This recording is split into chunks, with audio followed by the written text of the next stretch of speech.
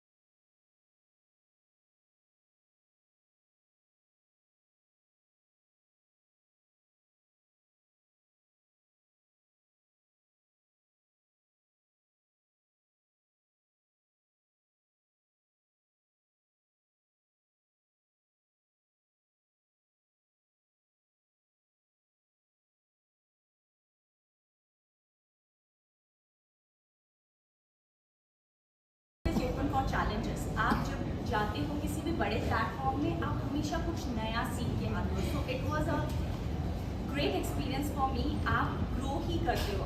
अगर मैं ये मानती हूँ, अगर आप फेल ही हो जाओ तो भी आप कुछ सीख लेकर ही आते हो. एंड दैट्स इसी माइंडसेट के साथ मैं आगे बढ़ रही हूँ कि अगर मैं सफल हुई बहुत अच्छा, अगर नहीं हुई तो भी मैं उसमें से कुछ ना कुछ सीख के तो ज़रूर जाऊँगी. And that's what my aim is. और वही मैं अपने बच्चों को भी सिखाना चाहती हूँ कि try, dream big and keep trying.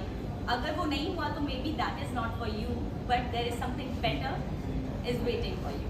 So keep going. अभी मैं परमानेंट आप मुंबई रहने वाले हैं? जी, परमानेंट इंडिया ही रहने वाले हैं? मैं नहीं, आई विल नॉट से कि मैं परमानेंट इंडिया रहने वाली हूँ. मैं इंडिया आती जाती ज़रूर रहूँगी, क्योंकि इंडिया का प्यार तो अपना ही है. लाइक दिल से तो हम इंडियन ही हैं. तो ज़रूर इट डिपेंड्स कि मुझे कितना काम मिलता है. अगर मुझे काम मिलता रहेगा मैं आती रहूँगी, और नहीं भी मिलेगा तो भी मैं आती रहूँगी, बिकॉज मेरी फैमिली इंडिया में ही है. आपको थोड़ा एक्सपीरियंस भी है, क्योंकि बॉलीवुड के पहले कोई सॉन्ग में आपने काम किया है, जी, कोई फिल्म में? चीज़ को करें. अगर आप अपने सारे घर के चोर्स कर रही हैं और साथ में अपना सपना पूरा करना चाहती हैं, आपको कोई नहीं रोकेगा. इट जस्ट कि आप सिर्फ एक तरफ को नहीं रन कर सकते. लाइक मी, मैं कनाडा में हूँ पर मैं अपने सारी ड्यूटीज़ करती हूँ. बच्चों को स्कूल छोड़ने से लेके my day starts from 5:30 morning. मेरी मेरा जो काम है वो शुरू होता है 7 बजे, तो मैं 6:30 अपना घर लीव कर जाती हूँ. तो 7 to 3 I work, I come back. मैं अपने बच्चों को स्कूल से उठाती हूँ, उनका काम करती हूँ, फिर मैं डांस क्लासेस के लिए जाती हूँ, फिर मैं वापस आती हूँ, खाना बनाती हूँ, उनको सब कुछ लाइक देती हूँ, वो खाते हैं पीते हैं सो जाते हैं. मैं अगले सुबह की तैयारी करके अगेन सोती हूँ. If you design your day, if you schedule everything, you can make it happen everything. And आपको फैमिली का भी सपोर्ट मिलेगा. धीरे धीरे उन्हें समझाइए, उन्हें समझ में आएगा. It takes time, but they do understand. क्या कुछ कहना चाहेंगे अगर कि आपके सोशल वर्क के लिए जो आप करती हैं, और जहाँ से ये आपको एक ख्याल है कि आपको सोशल वर्क करना चाहिए, तो पेरेंट्स को यहाँ पर आने चलती जनरेशन या ऐसी जनरेशन जो घर से निकाल दिया करती है प्रॉपर्टी उठाती है, इसलिए आप जो दूसरों के लिए कर रही हो कहाँ से पहुँचे सी, जैसे मैंने आप लोगों को पहले बताया कि मैंने due to pandemic time, covid के टाइम पे अपनी मम्मा को लूज़ किया. तो when I lost my mom, तो उस वक्त एक लड़की के ख्यालात अपने लाइक लड़के से बहुत डिफरेंट रहते हैं, क्योंकि लड़की शादी करके चली जाती है और वो कुछ कर नहीं पाती. तो जब ये होता है तो दैट टाइम शी फील्स कि मैं सिर्फ अपने हस्बैंड की साइड पे करती रह गई, मेरी मम को मैं नहीं देख पाई. Although my mother was well taken care, because मेरे 2 ब्रदर्स हैं. She was living in a joint family and she was very happy. So she was very well taken care. It was not like she was not taken care of, but still लड़की के दिल में ये चीज़ रह जाती है. So it took me a lot of time because मैं आ नहीं पाई, तो मुझे क्लोजर नहीं मिला. तो जब भी मैं अपनी डॉटर्स को हक करती थी तो मुझे हमेशा ये फीलिंग आती थी कि my mother must be doing the same to me, but I couldn't do anything. Right, नहीं कर पाते. I think all the ladies can understand कि नहीं कर पाते. अगर एक जगह आपकी सास बीमार है और एक जगह आपकी मम्मी बीमार है, तो first priority you have to look after that. Right. So but still you are a daughter also, तो वो नहीं कर पाते. So that thing paste me so much कि मैं नहीं कर पाई. दैट्स हाउ मुझे मेरे दिमाग में बस ये आया कि मुझे कुछ ऐसा करना है जिसके लिए मैं सीनियर केयर कर सकूँ. So that's how I went into. मैंने स्टडी किया, मैंने अपना वो पूरा कोर्स किया, and then I join the retirement home. And it's not only me, यहाँ से देश से बाहर जितनी भी लड़कियाँ रहती हैं उन सबकी यही फीलिंग्स होती हैं, क्योंकि जो यहाँ रहती हैं वो फिर भी मायके चली जाती हैं, मिल लेती हैं, दुख सुख बांट लेती हैं, फ़ोन कर लेती हैं. हमारे में तो टाइम डिफरेंस ही इतना हो जाता है कि जब तक आप सोचो कि आप फ़ोन करो रात के 11-12 बज गए, वो सो गए हैं, और जब उनको आ रहा है कि वो बात कर ले तो आप सो गए. So it difference is so much. So that's how I decided no, I am gonna do it. मुझे नहीं मालूम था ये हो पाएगा कि नहीं, पर जब मैंने करना शुरू किया then I got such relief कि अब मैं अपनी मॉम को याद करती हूँ तो इट ब्रिंग्स स्माइल. पहले मैं उन्हें याद करती थी तो मैं सिर्फ रोती थी और कुछ नहीं करती थी, बट अब मैं बहुत आसानी से उनके बारे में बात कर पाती हूँ, जो मैं 1 साल तक नहीं कर पाई. So when I felt that thing really cured me, so मैंने सोचा कि अगर मैं इस चीज़ को और आगे लाऊंगी, there are so many womens outside the world that they are also feeling the same. ज़रूरी नहीं आपको कहीं जाना है, बस थोड़ा बहुत ही कर लो ना, वो आपको शांति दे देता है मन की, क्योंकि पैसे के लिए तो सब कोई भाग रहा है, आपको आपका मेंटल पीस भी चाहिए, right? So that's how this journey started, and it is helping me so much. So that's what I'm encouraging people to do it. Ma'am कुछ दिनों बाद डांडिया का फेस्टिवल आ रहा है, नवरात्रि आ रहा है, डांडिया जो गरबा फेस्टिवल है उसको लेकर क्या कहना चाहिए? It's a बहुत अच्छा फेस्टिवल है। मैं जब बच्ची होती थी, तो मतलब बच्ची कहूँगी, बहुत इंजॉय करती थी। आई यूज टू प्ले गरबा और डांडिया भी खेलने जाते होते थे। Navratri is always my best festival, क्योंकि मैं माता दुर्गा के फास्ट भी रखती हूँ, तो मुझे बहुत अच्छा लगता है। एक्चुअली इंडिया में तो सारे फेस्टिवल बहुत अच्छे होते हैं, लाइक अभी गणपति जी का गया है, सो वहाँ पे होते, पर यहाँ की तरह इतना धूमधाम नहीं होती है, पर वहाँ पे भी सारे फेस्टिवल होते हैं। अब तो मंदिरों में होता है तो एवरीथिंग सेलिब्रेट होता है, बट ये होता है कि वहाँ पे बहुत चैलेंजेस है, काम होते हैं, तो एवरीबडी इज़ लाइक अगर गए तो या तो अर्ली इन द मॉर्निंग जाएंगे या शाम को जाएंगे, तो दिन में ज़्यादा वो नहीं होता, इतनी रौनक नहीं होती जितनी यहाँ पे होती है। वी डू मिस इंडिया, क्योंकि यहाँ पे तो माहौल ही कुछ डिफरेंट होता है, पर यस वहाँ पे होता है सेलिब्रेट, वहाँ पे भी होता है, पर छुट्टी के हिसाब से। आज मोदी जी का बर्थडे है, उस दिन मोदी हमारे पीएम मोदी है जी, उनका बर्थडे है, is my favourite PM.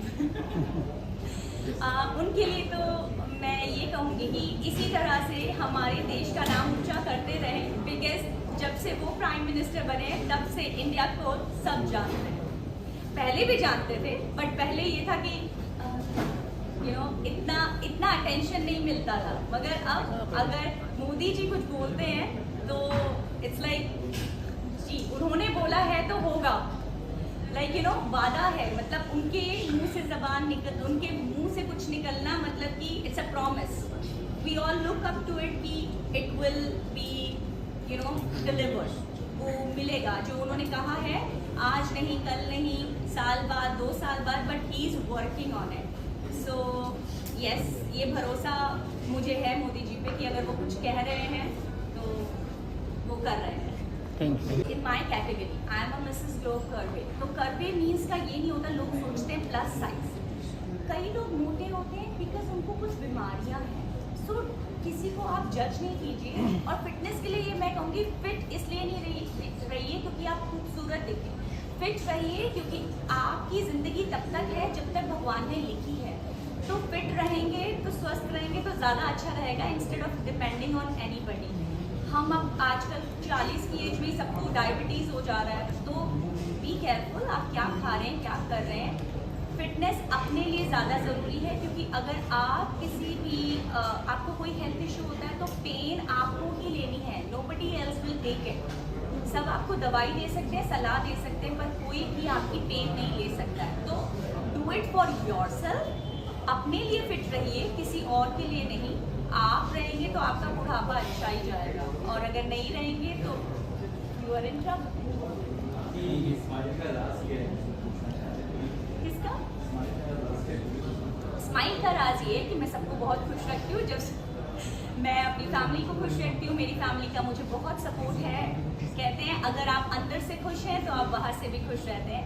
As I से कि मैं सीनियर्स को सपोर्ट करती हूँ, and I am seriously saying, आप जब बुजुर्गों को हेल्प करते हो ना, जो उनका आशीर्वाद मिलता है, कहते हैं ना बच्चे और बुजुर्ग एक से होते हैं।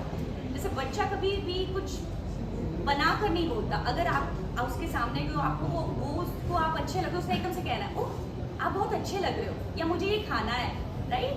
वैसे ही बुजुर्गों का होता है, हाँ थोड़े से